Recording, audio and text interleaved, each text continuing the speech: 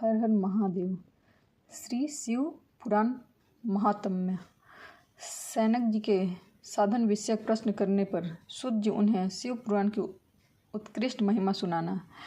श्री सनक जी ने पूछा, महाज्ञानी सूत जी, आप संपूर्ण सिद्धांतों के ज्ञाता हैं। प्रभु, मुझे पुराण की कथाओं का सार तत्व का विशेष रूप से वर्णन कीजिए। ज्ञान और वैराग्य के सहित भक्ति से प्राप्त होने वाली विवेक की वृद्धि कैसे होती है, तथा साधु पुरुष किस प्रकार अपने काम, क्रोध आदि मानसिक विकारों का निवारण करते हैं। इस घोर कली काल में जीव प्राय असुर स्वभाव के हो गए हैं। उस जीव समुदाय को शुद्ध दैवी संपत्ति से युक्त बनाने के लिए सर्वश्रेष्ठ उपाय क्या है? आप इस समय मुझे ऐसा कोई शाश्वत साधन बताइए जो कल्याणकारी वस्तु भी सबसे उत्कृष्ट एवं परम मंगलकारी हो, तथा पवित्र करने वाले उपायों में सर्वोत्तम पवित्र कारक उपाय हो। तात यह साधन ऐसा है जिसके अनुष्ठान से शीघ्र ही अंतःकरण की विशेष शुद्धि हो जाए, उससे निर्मल चित्त वाले पुरुष को सदा के लिए शिव की प्राप्ति हो जाए। श्री सूत जी कहते हैं, मुनि श्रेष्ठ सौनक, तुम धन्य हो, क्योंकि तुम्हारे हृदय में पुराण कथा सुनने की विशेष प्रेम एवं लालसा है। इसलिए मैं शुद्ध बुद्धि से विचारक तुम्हें परम उत्तम शास्त्र का वर्णन करता हूँ। वत्स, वह संपूर्ण शास्त्रों के सिद्धांत से संपन्न, भक्ति आदि को बढ़ाने वाला, भगवान शिव को संतुष्ट करने वाला है। कानों के लिए रसायन अमृत स्वरूप एवं दिव्य है, तुम उसे श्रवण करो।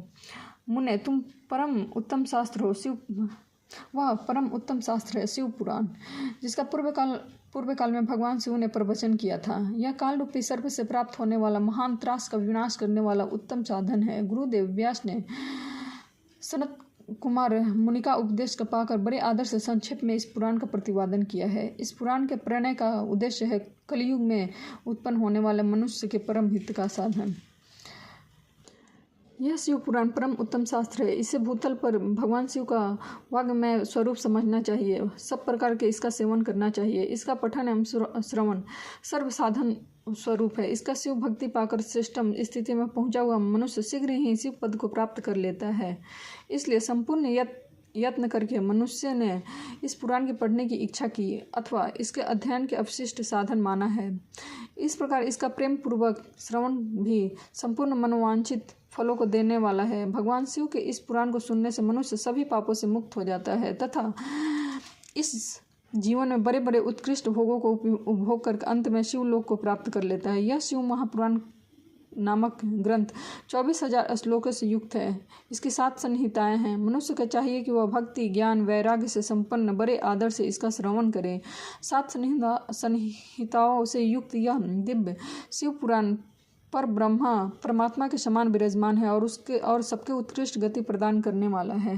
जो निरंतर अनुसंधान पूर्वक इस शिव पुराण को वाचता है अथवा नित्य प्रेम पूर्वक इसका पाठ मात्र करता है, वह पुण्यात्मा है, इसमें संशय नहीं है। जो उत्तम बुद्धि वाला पुरुष अंतकाल में भक्ति पूर्वक इस पुराण को सुनता है, उस पर अत्यंत प्रसन्न हुए भगवान महेश्वर उसे अपना पद यानी धाम प्रदान करते हैं। जो प्रतिदिन आदरपूर्वक इस शिव महापुराण का पूजन करता है, वह इस संसार में संपूर्ण भोगों को भोग कर अंत में भगवान शिव के पद को प्राप्त कर लेता है।